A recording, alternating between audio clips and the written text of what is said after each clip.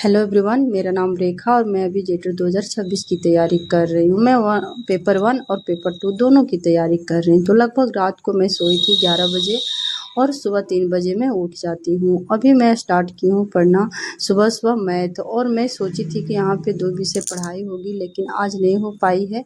आज मैं सिर्फ मैथ ही पढ़ी थी और उसके बाद मतलब लगभग मैं 3:30 बजे से उठी। 3 बजे तो लगभग मैं 3:30 बजे से पढ़ना बैठी थी और 1.5 घंटे की मेरी पढ़ाई हुई थी, जिसमें मैं मैथ पढ़ी थी। सुबह मेरे एक ही विषय हुआ। मैं 2 विषय बनाई थी कि मैं 2 विषय पढ़ूंगी, लेकिन मैं एक ही विषय पढ़ी हूँ।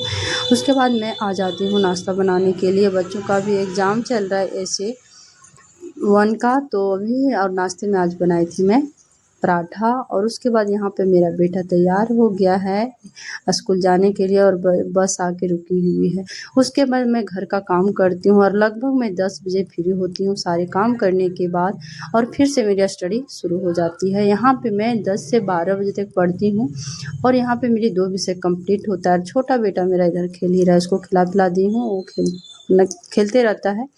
और उसके बाद यहाँ पे मैं पढ़ रही थी क्लास 6 का पॉलिटी। सुबह में नहीं पढ़ी थी तो उसी को मैं पढ़ रही थी। उसके बाद मैं पढ़ी थी खोटा में भी मैं पढ़ रही हूँ पैरागोजी के बारे में।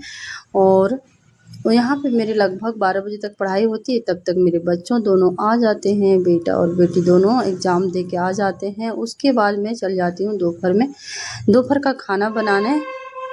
और दोपहर के खाना मेरी लगभग 12 से 3 बजे 3:30 बजे तक मैं व्यस्त रहती हूँ। फिर मुझे टाइम मिलता है 3:30 बजे बाद ही पढ़ने का। तो यहाँ पे खाना वगैरह बनाने के बाद, खिलाने के बाद फिर मैं फ्री होती हूँ गाइस 3 बजे। लगभग 4 बज जाता है, क्योंकि बेटा को सुला रही थी।